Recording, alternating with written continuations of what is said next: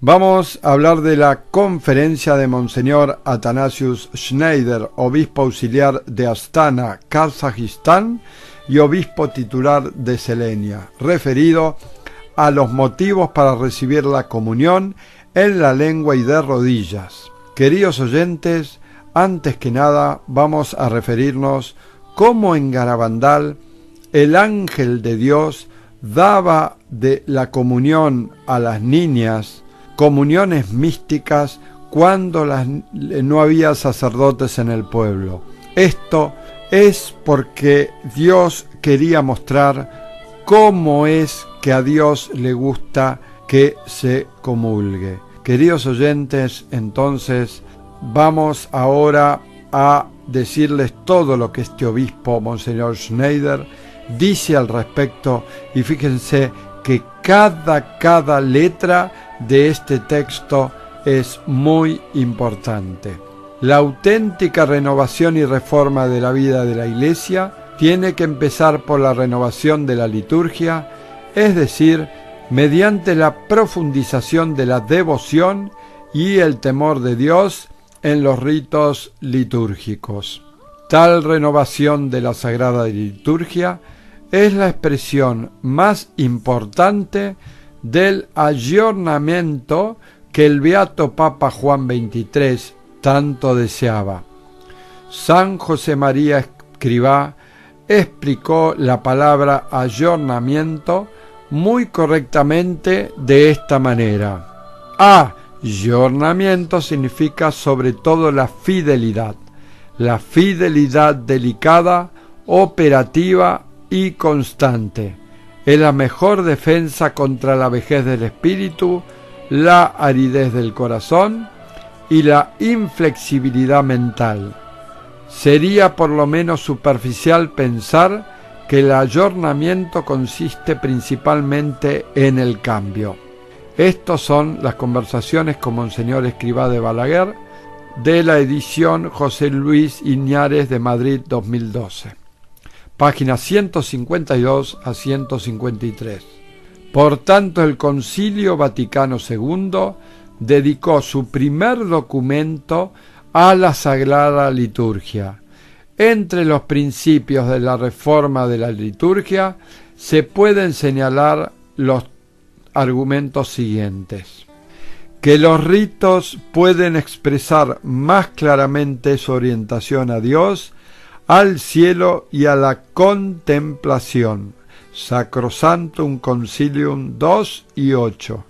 Que la santidad de los textos y los ritos pueda expresarse con mayor claridad. Sacrosanctum Concilio 21. Que no debería haber innovaciones a menos que se conecten orgánicamente con las formas existentes y a menos que traigan auténtica utilidad espiritual. Sacrosanctum Concilium 23. La manera en que los fieles reciban la Sagrada Comunión muestra si la Sagrada Comunión es para ellos no sólo la realidad más sagrada, sino la más amada, y ven en ella a la persona más sagrada. La recepción del cuerpo de Cristo exige, por tanto, fe profunda y pureza de corazón, y al mismo tiempo gestos inequívocos de adoración. Esta fue la característica constante de los católicos de todas las edades, comenzándolos por los primeros cristianos, desde los cristianos en la época de los padres de la Iglesia hasta los tiempos de nuestros abuelos y padres, incluso en los primeros siglos, cuando en algunos lugares la Sagrada Hostia era depositada por el sacerdote en la palma de la mano derecha o en una tela blanca que cubría la mano derecha de las mujeres, no se permitía a los fieles durante la Santa Misa tocar el pan consagrado con sus dedos. El Espíritu Santo guió a la Iglesia instruyéndola más profundamente sobre la manera de tratar la santa humanidad de Cristo en la Santa Comunión. La Iglesia romana en el siglo VI, distribuye la sagrada hostia directamente en la boca, tal como se testifica en una obra del Papa Gregorio Magno. En la Edad Media los fieles comenzaron a recibir el cuerpo de Cristo de rodillas en una expresión más clara exteriormente de adoración.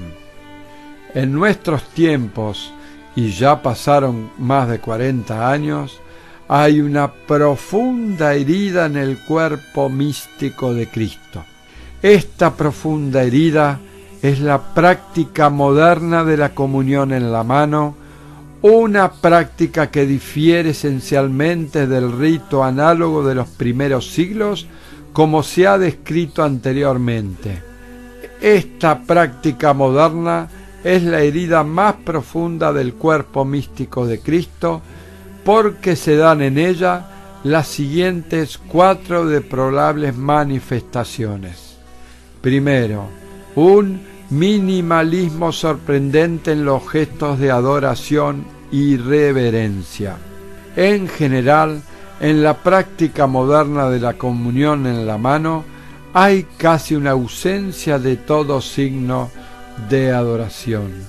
Segundo, un gesto igual a como uno trata a los alimentos comunes, es decir, recoger con los propios dedos la sagrada hostia en la palma de la mano izquierda y llevarla uno mismo a la boca. La práctica habitual de tal gesto provoca en un no pequeño número de fieles, y sobre todo en niños y adolescentes, la percepción de que en la sagrada hostia no está presente la divina persona de Cristo, sino más bien un símbolo religioso, puesto que tratan la sagrada hostia exteriormente de igual manera como tratan un alimento común, tocándolo con sus propios dedos y poniendo la comida con los dedos en la propia boca. Tercero, la pérdida de numerosos fragmentos de la Santísima Hostia. A menudo caen pequeños fragmentos en el espacio entre el ministro y el comulgante por falta de uso de la bandeja de la comunión. A menudo quedan fragmentos de la sagrada hostia en la palma y en los dedos de la persona que recibe la comunión y luego se caen. A menudo estos numerosos fragmentos caen al suelo, donde son pisoteados por la gente sin darse cuenta siquiera de los fragmentos. El robo cada vez mayor de las sagradas hostias, puesto que la forma de recibirla directamente con la propia mano facilita enormemente el robo. No hay nada en la Iglesia y en esta tierra que sea tan sagrado, tan divino, tan vivo y tan personal como la Santa Comunión, ya que es el mismo Señor Eucarístico. Y tales 4 cosas que acabamos de decir, deplorables suceden con él. La práctica moderna de la comunión en la mano nunca ha existido en esta forma concreta. No es comprensible que muchas personas en la Iglesia no reconozcan esta herida, consideren este asunto como algo secundario y que incluso se pregunten por qué uno habla de este tema, y lo que es aún más incomprensible, muchos en la Iglesia incluso la defienden y difunden esta práctica de la comunión en la mano. Ha sido constante la creencia y la práctica de la Iglesia de que Cristo realmente presente bajo las especies del pan tiene que recibir divina adoración, tanto interna como externamente. Tal acto de adoración es referenciado en la Sagrada Escritura con la palabra griega proskinesis. Nuestro Señor Jesucristo rechazó las tentaciones del demonio y proclamó el primer deber de todas las criaturas: al Señor tu Dios adorarás. Mateo 4:10. El evangelista utiliza aquí la palabra prokinesis. En la Biblia, el acto de adoración a Dios era realizado exteriormente de la siguiente manera: de rodillas e inclinando la cabeza hacia la tierra o con postración.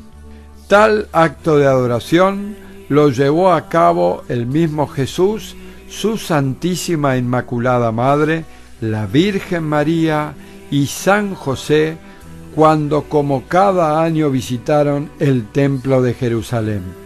En esta forma de prokinesis fue venerado el cuerpo de Cristo, el Dios encarnado, en primer lugar por los 3 Reyes Magos, Mateo 2:11, las numerosas personas que fueron sanadas por Jesús realizaron también este acto exterior de adoración. Las mujeres que vieron al Señor resucitado en la mañana de Pascua cayeron en presencia de su cuerpo glorioso y lo adoraron. Los apóstoles lo adoraron postrándose cuando vieron el cuerpo de Cristo ascendiendo al cielo. Los ángeles y todos los santos redimidos y glorificados en la Jerusalén celestial se postran delante adorando la humanidad glorificada de Cristo, simbolizado en el Cordero. Esto último de Apocalipsis 4:10. Este gesto simboliza que es Cristo en la persona del sacerdote quien está alimentando a los fieles. Además, este gesto simboliza la actitud de humildad y el espíritu de infancia espiritual que el mismo Jesús exige de todos los que quieran recibir el reino de Dios. Mateo 18:3. Durante la Santa Comunión, la hostia santa es el reino celestial real porque está Cristo mismo, en cuyo cuerpo mora la divinidad. Por lo tanto, el gesto exterior más apropiado para recibir el reino de Dios como un niño es hacerse pequeño, arrodillarse y permitir ser alimentado como un niño pequeño, abriendo la boca.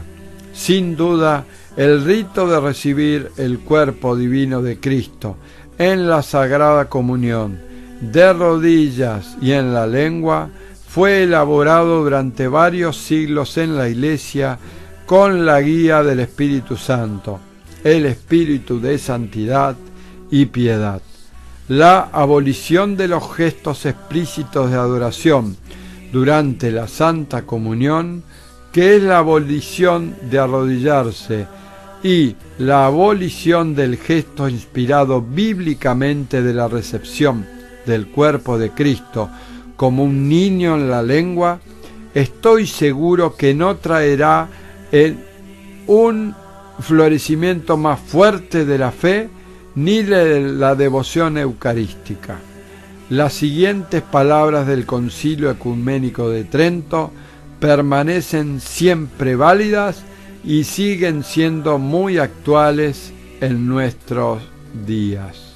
No queda, pues, motivo alguno de duda en que todos los fieles cristianos hayan de venerar a este santísimo sacramento y prestarle, según la costumbre siempre recibida en la Iglesia católica, el culto de latría que se debe dar al mismo Dios. Ni se le debe tributar menos adoración con el pretexto de que fue instituido por Cristo nuestro Señor para recibirlo, pues creemos que está presente en él aquel mismo Dios de quien el Padre Eterno, introduciéndolo en el mundo, dice: adórenle todos los ángeles de Dios. Hebreo 1:6. Concilio de Trento, Decreto sobre el Santísimo Sacramento de la Eucaristía, capítulo 5. Razones teológicas y litúrgicas para recibir la comunión de rodillas y en la boca. Razones teológicas y litúrgicas para recibir la comunión de rodillas y en la boca. 1. La Sagrada Hostia es lo más sagrado y grande en esta tierra porque se trata del Señor mismo. En consecuencia, debe administrarse de forma que al recibir la Sagrada Comunión se garantice con la mayor seguridad posible contra la pérdida incluso de los más pequeños fragmentos de la hostia consagrada, así como contra el robo de la misma. Además, el rito de la comunión debe expresar de la manera más evidente posible su aspecto sagrado y sublime, debiendo distinguirse claramente del gesto de tomar un alimento profano. Estas exigencias se expresan sin lugar a dudas con el rito de recibir la comunión de rodillas y dejar de ser alimentados por el sacerdote, que significa permitir que la hostia consagrada pueda ponerse en la lengua. Por el contrario, la forma moderna de recibir la hostia consagrada en la palma de la mano y después ponerla uno mismo en la boca es más similar a la manera de tomar los alimentos profanos. Esto difiere esencialmente de un rito similar en la Iglesia antigua. Tales escenas pueden observarse a menudo en recepciones con buffet o en la distribución de dulces en las guarderías. 2. El aspecto interior por sí solo no es suficiente en el culto a Dios, porque Dios se hizo hombre y se convirtió en visible. Una adoración exclusiva o predominantemente interior de la hostia consagrada durante la comunión con la exclusión del aspecto exterior no es encarnacional. Tal adoración eucarística es platónica, es protestante y en última instancia gnóstica. El hombre es esencialmente también visible y corporal. En consecuencia, la adoración del cuerpo eucarístico de Cristo debe ser necesariamente también exterior y corporal. Tal adoración es adecuada a la dignidad del hombre, aunque el más importante de tales cultos sigue siendo el aspecto interior. Ambos aspectos son inseparables uno del otro. El cuerpo humano entero y cada una de sus partes es un templo del Espíritu Santo. Por lo tanto, no es correcto contrastar la mano con la lengua. Uno no debe decir la mano es más digna que la lengua o al contrario. 4. Quien comete los pecados no es la lengua o la mano, sino la persona. El pecado comienza en los pensamientos y es imputado a la voluntad. Por lo tanto, es incorrecto decir uno peca más con la lengua que con la mano. La lengua sigue siendo inocente porque la persona es la que peca con sus facultades de intelecto y de la voluntad. 5. El simbolismo de la boca expresa de una manera más convincente el contenido espiritual y religioso. El beso como una imagen del actor interior y espiritualizado del amor. Pero, sobre todo el beso litúrgico o el santo beso fraterno. La palabra adoración se deriva del latín os ad os, de boca en boca. La palabra procede de la boca. Se trata de una imagen para la procesión de la palabra eterna de Dios. Jesús sopló de su boca el Espíritu Santo. Las palabras tomad y comed, en griego lavete, Mateo 26:26, deben ser traducidas correctamente. Recibid, que es aceptad, y comed. Estas palabras fueron dirigidas inmediatamente a los apóstoles, los sacerdotes de la nueva alianza, y no a la totalidad de los fieles. De lo contrario, las palabras hacer esto en memoria mía, Lucas 22:19, se estarían dirigiendo a la totalidad de los fieles, lo que implicaría que participarían en el sacerdocio ministerial. Por otra parte, la palabra del griego lambanein no significa el tocar con la mano, sino el acto de la recepción. Esta palabra lambanein se encuentra, por ejemplo, en las siguientes expresiones: recibid el Espíritu de la verdad, de Juan 17, recibid el Espíritu Santo, en Juan 20:22, etc. En la recepción de la Sagrada Comunión, la cuestión no es si tomar o tocar con la mano. La cuestión es acerca de un profundo acontecimiento espiritual, que se permita recibir el sacramento de la Eucaristía con el corazón, con el alma y también, evidentemente, con el cuerpo, y esto convenientemente por la lengua y de rodillas. El Señor resucitado no permitió que su cuerpo glorioso fuera tocado por todo el mundo de forma indiscriminada. No te acerques a mí, no me toques, Juan 20:17. Sin embargo, Él permitió que el apóstol Tomás, por lo tanto, un sacerdote de la nueva alianza, tocara su cuerpo glorioso y se podría decir su cuerpo eucarístico. Referencia Juan 20:27. 8.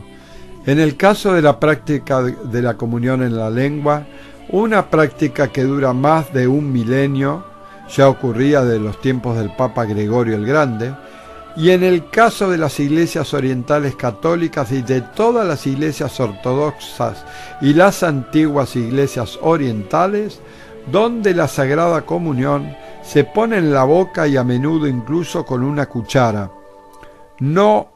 Se conocen casos de decesos a causa de infección. Desde el punto de vista higiénico, la mano tiene más bacterias que la lengua. 9. Cuando hoy en día uno recibe a una persona importante o venerable, se le atiende con toda una serie de detalles de manera escrupulosa. A nadie se le ocurriría decir: uno puede saludar a estas personas con las manos sucias, sin lavar o sin signos claros de respeto. Por ejemplo, un rey o un presidente, por decir alguno. ¿No es nuestro Señor presente bajo las especies de la pequeña hostia más importante que un presidente o un rey? ¿No se debería, en el caso de la recepción del Señor bajo las especies de la hostia, tomarse medidas aún más detalladas y escrupulosas que en el caso de recibir a un rey o un presidente y tratar a sus personas?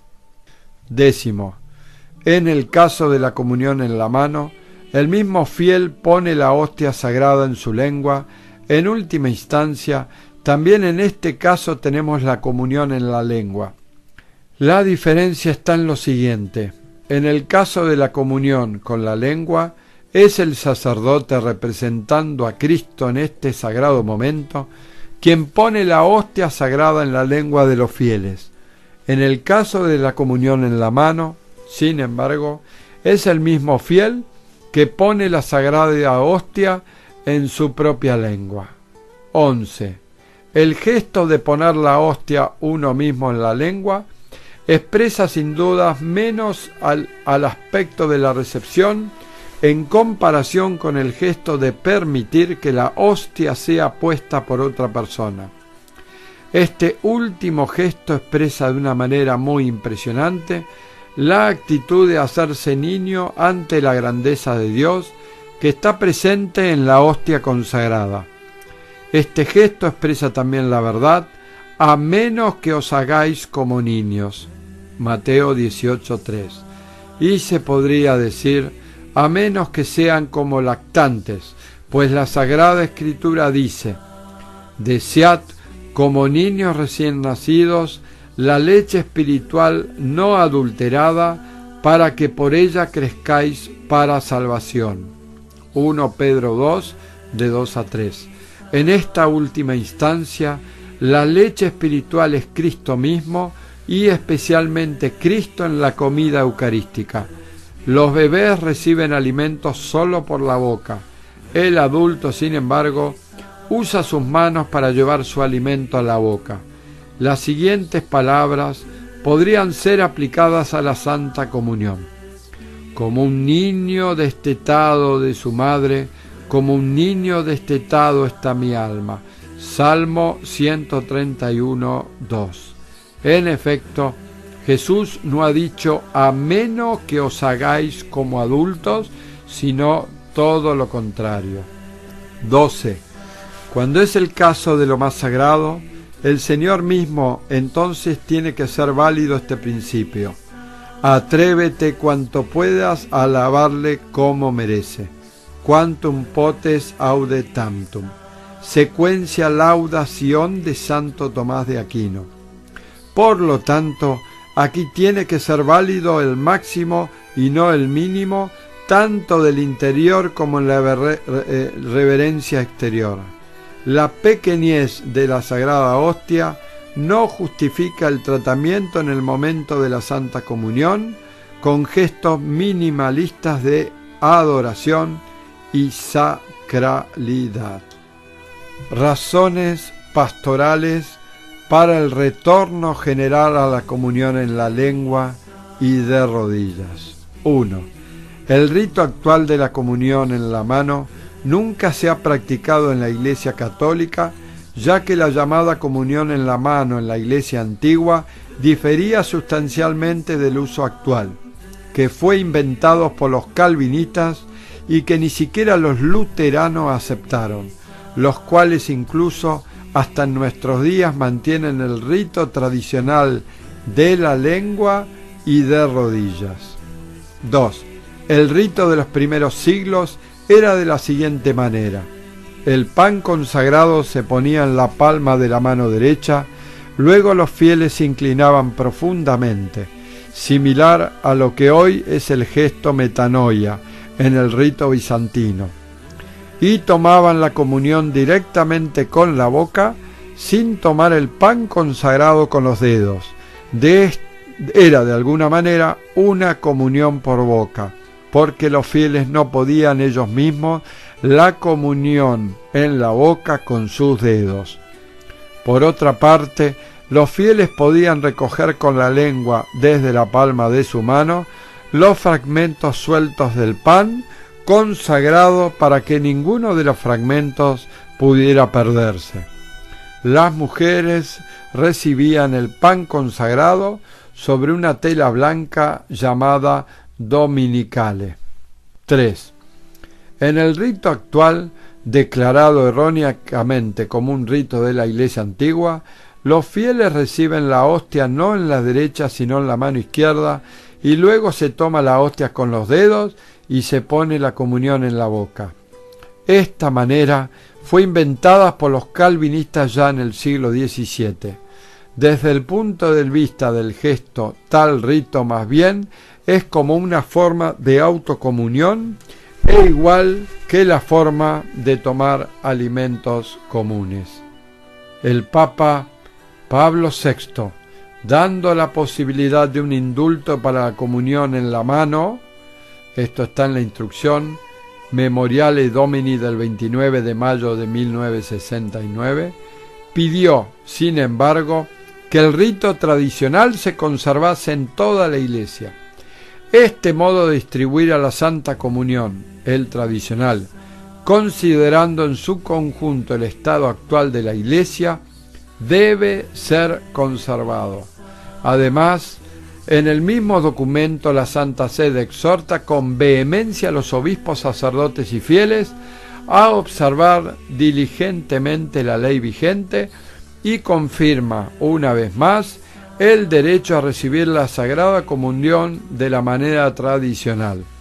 Ya durante el Concilio Vaticano II, el venerado Beato de Dios, Papa Pablo VI, declaró en su encíclica Mysterium Fidei de 1965 que no debe ser cambiado el rito de la Santa Comunión con referencia a una costumbre de la Iglesia antigua. Ni se debe olvidar que antiguamente los fieles ya se encontrasen bajo la violencia de la persecución, ya por amor de la vida monástica viviesen en la soledad, solían alimentarse diariamente con la Eucaristía, tomando la Sagrada Comunión aún con sus propias manos cuando estaba ausente el sacerdote o el diácono. No decimos esto, sin embargo, para que se cambie el modo de custodiar la Eucaristía o de recibir la Santa Comunión, establecido después por las leyes eclesiásticas y todavía hoy vigente, sino sólo para congratularnos de la única fe de la Iglesia, que permanece siempre la misma. Algunos años antes, el Papa Pío XII, en el mismo sentido, advirtió en contra de cambiar los actuales ritos eucarísticos y costumbres reverentes.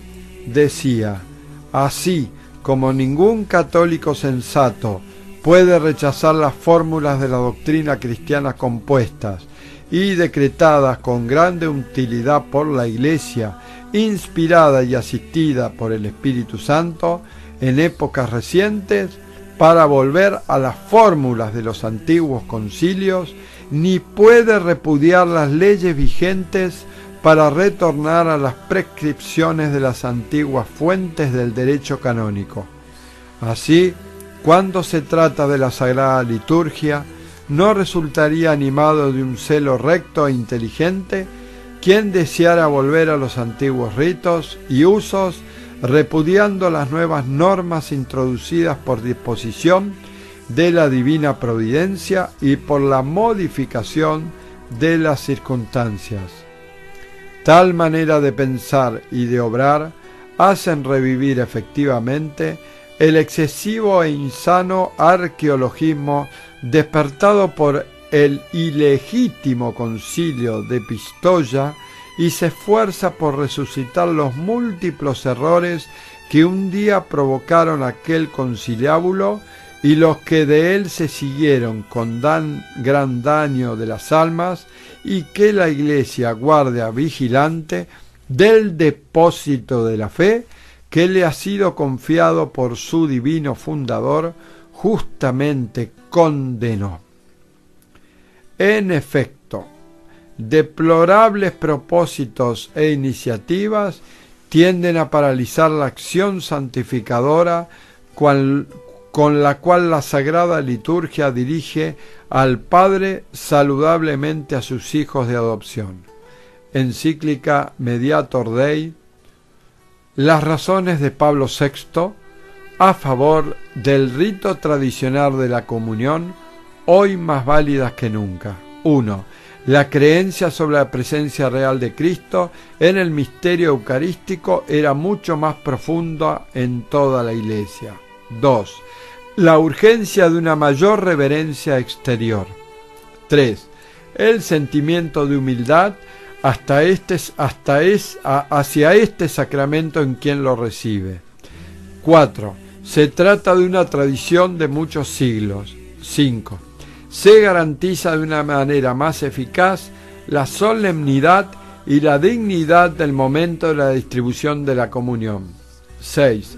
Se evita de una manera más eficaz el peligro de profanación de las sagradas especies.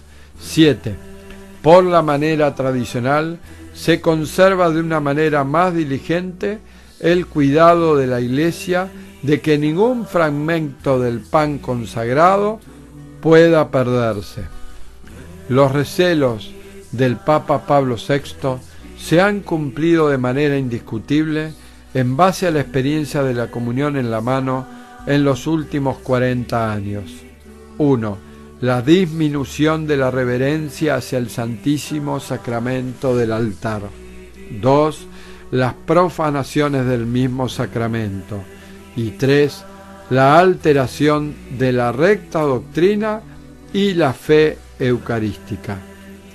Las condiciones en las que el Papa Pablo VI concedió la posibilidad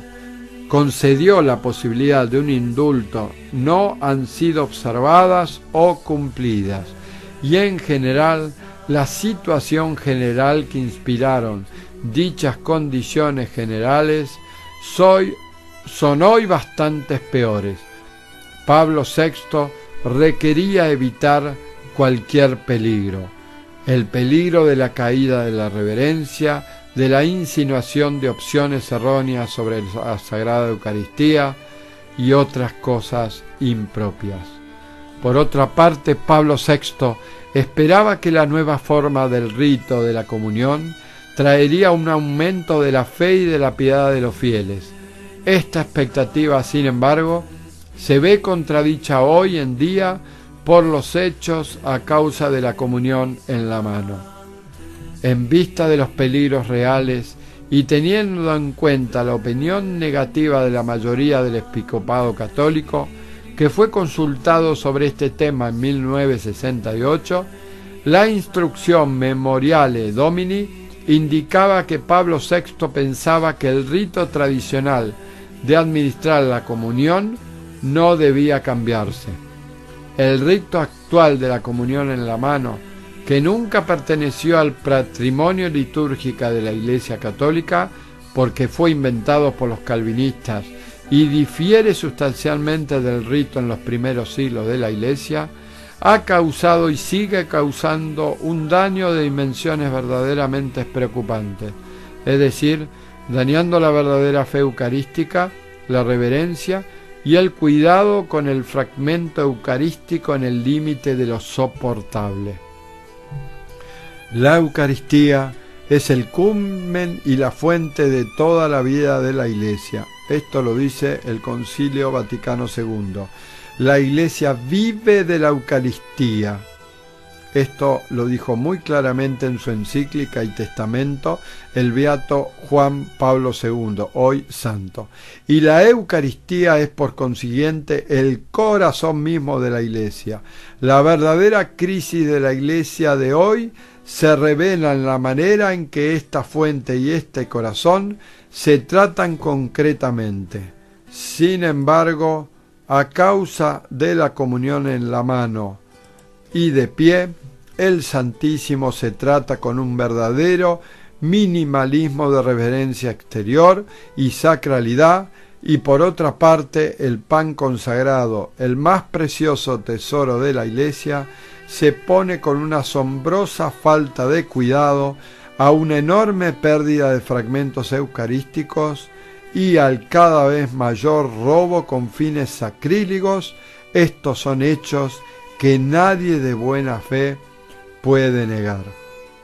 La propia crisis de la Iglesia de hoy es en realidad una crisis de la Eucaristía y más concretamente una crisis causada de manera decisiva por la comunión en la mano, una crisis pronosticada por el Papa Pablo VI y demostrado hoy en día por los hechos. Una auténtica reforma de la Iglesia y una nueva evangelización real seguirán siendo menos eficaces si no curamos la enfermedad principal, que es la crisis general eucarística y más concretamente la crisis provocada por el rito de la comunión en la mano. La enfermedad se cura más eficazmente no con la cura de los síntomas, sino con la cura de la causa concreta. Se habla sin duda de una manera general y teórica sobre la necesidad de un mayor respeto y cuidado del pan consagrado. Sin embargo, mientras permanezca la causa concreta de la irreverencia y de la dejadez generalizada, es decir, la comunión en mano, los discursos y los programas necesarios de una reforma y de una nueva evangelización no tendrán un gran efecto en el ámbito de la fe y de la piedad eucarística, que es el corazón de la vida de la Iglesia. El más pequeño, el más frágil, el más indefenso hoy en día en la Iglesia es el Señor Eucarístico, bajo las especies eucarísticas en el momento de la distribución de la Sagrada Comunión. ¿No sería una demanda más lógica de la fe y del amor hacia el Señor Jesucristo y una medida pastoral más necesaria prever que podría haber una manera más sagrada y más segura de distribuir la comunión con el fin de defender al Señor en la Eucaristía, que es el más frágil y al mismo tiempo el más sagrado? Esa manera más sagrada y más segura es el rito de la comunión en la lengua y de rodillas, y que ha dado abundantes frutos durante más de 1000 años, como recordó el Papa Pablo VI y también sus sucesores, sobre todo el Papa Benedicto XVI. Se pueden aducir razones pastorales a favor de continuar con la práctica de la comunión en la mano, por ejemplo, el derecho de los fieles a elegir. Este derecho, sin embargo, viola, teniendo en cuenta las proporciones generales de la práctica, el derecho que tiene Jesús eucarístico, es decir, el derecho a la mayor sacralidad y reverencia posibles. En este sentido se trata del derecho del más frágil en la Iglesia. Todas las razones en favor de la continuación de la práctica de la comunión en la mano pierden su peso al enfrentar la gravedad de la situación del minimalismo de reverencia y sacralidad. El peligro evidente, la falta de cuidado y la pérdida de fragmentos y del creciente robo de las hostias consagradas. La continuación de la utilización del indulto de la comunión en la mano no puede decirse que sea una necesidad pastoral, ya que daña la fe y la piedad de los fieles y daña los derechos del Señor Eucarístico mismo. Y por último, grandes santos que reformaron la Iglesia y verdaderas almas apostólicas en la historia de la Iglesia dijeron: el progreso espiritual de una época de la Iglesia se mide por la forma de reverencia y de devoción hacia el sacramento del altar. Santo Tomás de Aquino ha expresado esta verdad muy sucintamente. Señor, visítenos en la medida en que te veneramos. Esto es válido también para nuestros días. El Señor visitará a su Iglesia hoy en día con gracias especiales de una auténtica renovación tan deseada por el Beato Juan XXIII y los padres del Concilio Vaticano II, en la medida en que es amado y también venerado de manera visible, sobre todo en el momento de la distribución de la Sagrada Comunión. Esto es, motivos para recibir la comunión en la lengua y de rodillas, por Monseñor Schneider. La Iglesia romana en el siglo VI distribuye la Sagrada Hostia directamente en la boca, tal como se testifica en una obra del Papa Gregorio Magno. En la Edad Media los fieles comenzaron a recibir el cuerpo de Cristo de rodillas en una expresión más clara exteriormente de adoración. En nuestros tiempos, y ya pasaron más de 40 años, hay una profunda herida en el cuerpo místico de Cristo. Esta profunda herida es la práctica moderna de la comunión en la mano, una práctica que difiere esencialmente del rito análogo de los primeros siglos, como se ha descrito anteriormente. Esta práctica moderna es la herida más profunda del cuerpo místico de Cristo, porque se dan en ella las siguientes 4 deplorables manifestaciones. Primero, un minimalismo sorprendente en los gestos de adoración y reverencia.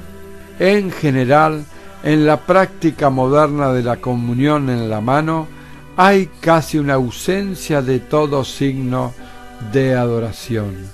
Segundo, un gesto igual a como uno trata a los alimentos comunes, es decir, recoger con los propios dedos las... Vamos a hablar de la conferencia de Monseñor Athanasius Schneider, obispo auxiliar de Astana, Kazajistán, y obispo titular de Selenia, referido a los motivos para recibir la comunión en la lengua y de rodillas. Queridos oyentes, antes que nada vamos a referirnos cómo en Garabandal el ángel de Dios daba de la comunión a las niñas, comuniones místicas, cuando no había sacerdotes en el pueblo. Esto es porque Dios quería mostrar cómo es que a Dios le gusta que se comulgue. Queridos oyentes, entonces vamos ahora a decirles todo lo que este obispo, Monseñor Schneider, dice al respecto, y fíjense que cada letra de este texto es muy importante. La auténtica renovación y reforma de la vida de la Iglesia tiene que empezar por la renovación de la liturgia, es decir, mediante la profundización de la devoción y el temor de Dios en los ritos litúrgicos. Tal renovación de la Sagrada Liturgia es la expresión más importante del ayornamiento que el beato Papa Juan XXIII tanto deseaba. San José María Escrivá explica formas existentes y a menos que traigan auténtica utilidad espiritual. Sacrosanctum Concilium 23. La manera en que los fieles reciban la Sagrada Comunión muestra si la Sagrada Comunión es para ellos no sólo la realidad más sagrada, sino la más amada, y ven en ella a la persona más sagrada. La recepción del cuerpo de Cristo exige, por tanto, fe profunda y pureza de corazón, y al mismo tiempo gestos inequívocos de adoración. Esta fue la característica constante de los católicos de todas las edades, comenzándolos por los primeros cristianos, desde los cristianos en la época de los padres de la Iglesia hasta los tiempos de nuestros abuelos y padres, incluso en los primeros siglos, cuando en algunos lugares la Sagrada Hostia era depositada por el sacerdote en la palma de la mano derecha o en una tela blanca que cubría la mano derecha de las mujeres, no se permitía a los fieles durante la Santa Misa tocar el pan consagrado con sus dedos. El Espíritu Santo guió a la Iglesia instruyéndola más profundamente sobre la manera de tratar la santa humanidad de Cristo en la Santa Comunión, Sagrada Hostia, en la palma de la mano izquierda y llevarla uno mismo a la boca.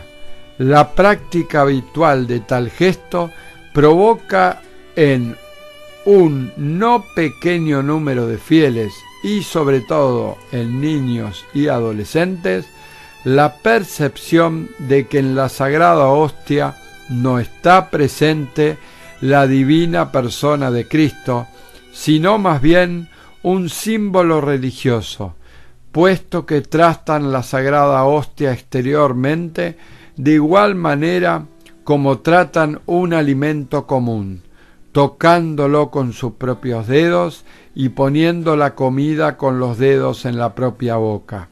Tercero, la pérdida de numerosos fragmentos de la Santísima Hostia. A menudo caen pequeños fragmentos en el espacio entre el ministro y el comulgante por falta de uso de la bandeja de la comunión. A menudo quedan fragmentos de la Sagrada Hostia en la palma y en los dedos de la persona que recibe la comunión y luego se caen. A menudo estos numerosos fragmentos caen al suelo donde son pisoteados por la gente sin darse cuenta siquiera de los fragmentos. El robo cada vez mayor de las sagradas hostias, puesto que la forma de recibirla directamente con la palabra ayornamiento muy correctamente de esta manera. Ayornamiento significa sobre todo la fidelidad delicada, operativa y constante. Es la mejor defensa contra la vejez del espíritu, la aridez del corazón y la inflexibilidad mental. Sería por lo menos superficial pensar que el ayornamiento consiste principalmente en el cambio. Estas son las conversaciones con Monseñor Escrivá de Balaguer de la edición José Luis Iñárez de Madrid 2012. Páginas 152 a 153. Por tanto, el Concilio Vaticano II dedicó su primer documento a la Sagrada Liturgia. Entre los principios de la reforma de la liturgia se pueden señalar los argumentos siguientes: que los ritos pueden expresar más claramente su orientación a Dios, al cielo y a la contemplación. Sacrosanctum Concilium 2 y 8. Que la santidad de los textos y los ritos pueda expresarse con mayor claridad. Sacrosanctum Concilio 21. Que no debería haber innovaciones a menos que se conecten orgánicamente con la